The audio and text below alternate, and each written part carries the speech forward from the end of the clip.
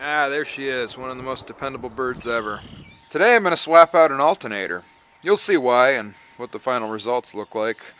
I'm actually going to make a little mini-series on some repairs and upgrades to this old bus. This is going to be long, so if this isn't your thing, just hit the dislike button and move on. But for the fans of the channel, let's get started with some updates.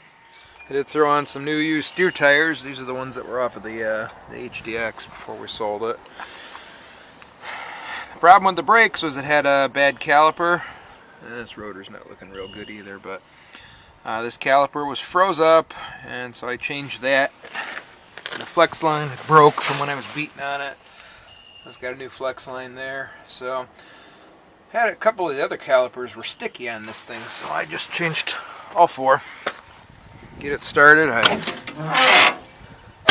got 3 batteries in there.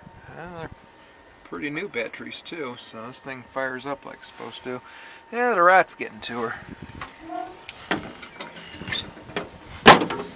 There we go. Got her. I did move this tire to the outside from the inside, so the rim looks bad.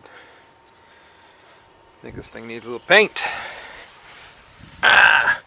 There you go. Shiny red caliper. Those calipers were unpainted when I got this thing, when I bought it. I made them high performance.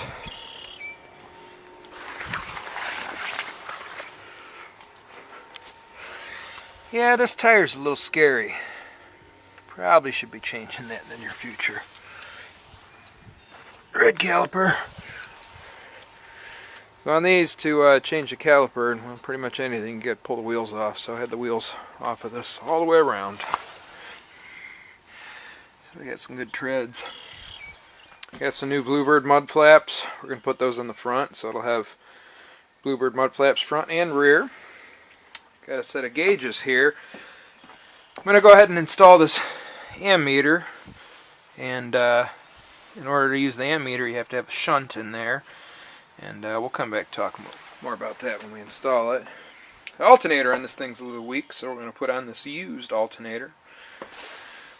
Somebody decided that I didn't need my radio that was in this thing, and I'm kind of sad about that because that was a nice JVC that was originally in a Ford Explorer that I had,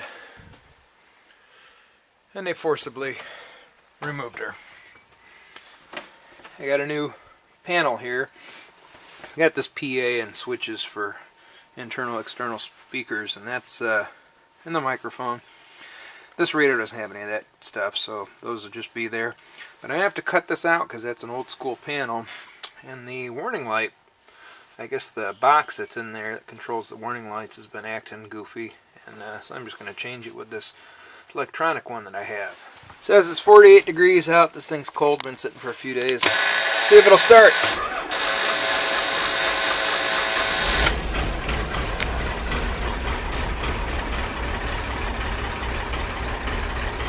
Yeah, she's a cold one.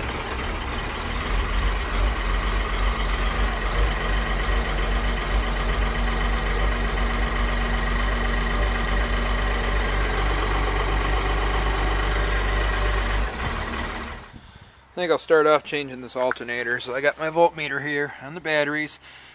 It's probably a little low, but not really. Okay, so with it running, we're charging 13.66 volts. That's pretty good. Now we're going to go ahead and load test this alternator by turning on all the fans, all the heaters, all the lights. Yeah, this bus has a lot of heaters. Lights. Strobe light, these fans, mirror defrost, turn on the headlights. That gauge is showing a little low. Alright, so we're showing 13 volts. That's still charging, but that's kind of low because a battery fully charged is 12.6 volts, so this isn't putting much more. So let's put it on a high idle and see what we get. The high idle, it's a little bit better, but not much, so I would say that's a weak alternator, so I'm going to go ahead and swap it out. I'm going to go ahead and disconnect the batteries so I don't zap myself. Zappo! So for these alternators you get 2 main types. This is called what's a pad mount, and this one's called a hinge mount or a J mount. These are both Delcos. It's a 28 SI. This one's a 24 SI. And the big difference, well, this alternator, this one actually came off of the blue and white bus. I didn't think it was quite big enough for it because that thing's got air conditioning, it's got a lot of fans, a lot of electrical power. But this one's only, what is it, 180 amps. Kind of light. So, but for this old bus, that one's already paid for. I'm going to throw it on there. And you can see the alternator is right there, and that's not a pad mount like this one where it mounts with the 4 bolts up against a pad. It's this hinge type. So here's the automatic belt tensioner right here. I've got my ratchet on it. This is the alternator. We're right up above. Anyway, I put the ratchet on here so I can pull up, and that takes the tension off the belt, and then I can pop the belt off. Fortunately, it takes 2 hands, so I'll be back in a moment. The belt's free. You just got to unbolt everything. Take these cables off the back side of it here. Oh, that's a big hunk of negative cable on there. This bottom one here is being kind of a Richard because I got to have just the right socket length and extension, because either that or I got to take off this oil filter. It's coming. Yeah, I got the bolts out. It's a little tight in there, but just give it a little ratchet here with the with the pry bar. It gets loose. I should be able to get it out of there now. And I thought putting a 180 on here was pretty low. Look at this one. Amps, 130. Oof. This poor thing's put up with a lot of abuse, but we're going to put this new one on. Alright, I hammered this bushing back through so you get a nice open gap, and then the bolt will pull it together. But see how that one was? Sometimes you got to do that to get these put back in. Well, I'm running into issues here, because apparently on this one, the hinges, I guess, are closer together than this one. And normally you can just interchange them, apparently not. So I got to pull out the book here. And this is the swap that I have. This is backwards. The front of the bus is facing that way. And apparently it's got a different bracket. The belt tensioner is in a different place. But the bottom here uses this tiny little bracket that's real short. And that's that thing right down there. See it? Short little bracket. So then I thought, well, let's just order the bracket. It says I got to get it from Cummins, from when I called the Blue Bird dealer. And I ordered a belt because the belt's going to be a different size if we change this. But I don't know how well this is going to work because there's a different bracket up here. The belt tensioner's in a different place. It's down underneath the alternator, whereas this one, it's on the front of the engine.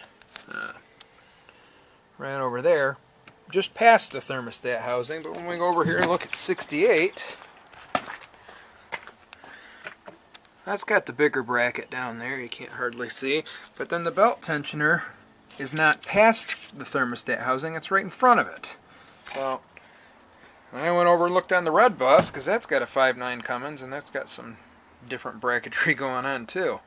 My goodness. So here's where we're at this alternator. I was going to update and put a bigger alternator on here. What was this one? This one's 180 amp. This is the newer 28 SI. This is that older, well, this is a new one I picked up. I figured that was the best way to go. But the problem is, that bracket that's down right there is not long enough to accommodate this this alternator with the wider pattern or whatever, the wider J mount. So, this is the same series, and it's a little less distance, this mounting point to this mounting point. So this one will work. I've already got the old pulley put on the new alternator, and this one is just a little bit bigger than that old one at 160 amps. So the reason I decided to just go get an alternator instead of trying to make that one work, because that one will work, was when I look here in the book. So this is what I have here. This option was for the alternator I had. It was not 108 amps, but it was bigger than that. I forget what it was. I have to look back in the other footage because I already turned that one back in. So anyway, if you look on here, you couldn't get a bigger 130 amp or 160 amp alternator. Well, the bracket here is different. The place where this the belt tensioner is different, in a different spot. It's actually down below the alternator, whereas this one, this is looking at it from the other way, but this is in the center of the engine. Instead of trying to have to cobble something together and re-engineer this, because like I said, these brackets are different. This has this longer bracket. I called Blue Bird, and they said this bracket is no longer available. Probably could make it, but Again, I could spend some time engineering or whatever I called them. Can't get it from them. It's a Cummins part, and they gave me the Cummins part number, which is right there. I could call and order that, but then the belt's going to be a different size, and will it work with the belt tensioner that I have, and this bracket being different than the one that's on here? Whatever. I considered all that, and I says, well, I just go spend $260 and get a bigger alternator and throw it on, and we're good to go. And this one is bigger and a little bit better than the one that we just had. So, when I get that put on, and then we'll be good to go without having to change belts and belt sizes and brackets and blah, blah, blah. Just throw this one on, you're good to go. Another thing, this bracket here, it's actually got two different holes where that bolt is on the left. Now I switched the bolt holes and moved the bracket, so it moved it out thinking it would clear, but you're still, the bolts would still be running into the hoses here that are here, which on, I guess if you use that other one, the hoses aren't there. They did something else with them, I don't know. So that's another reason why I didn't want to do that. If I got the long bracket, then I think it would clear because that bracket would come out to here, and you'd be fine, but like I said, I don't know how that's all going to work with this mount, and we'll just put this back the way it was. Alright, another thing I'm going to do is I'm going to swap out this bolt. I think this one will work off this other alternator because this bolt is just not quite long enough. In fact, you can see just barely where it's rusty on the end. It's not grabbing very many threads on this nut on here, so this bolt is just a little longer on this alternator, extra one that I have. And there you can see the difference in bolt length. This one, they're lined up, and you just got a little bit of length difference in those. Alternator's back on. We just got to hook the belt back up on there. That's showing pretty good for voltage. Let's see what happens when we get on the voltmeter. Alright, that's idle. That's pretty good. I can deal with that. Let's go try it with a load. Alright, that's with lights and all the heaters on, so that's much better than where we were.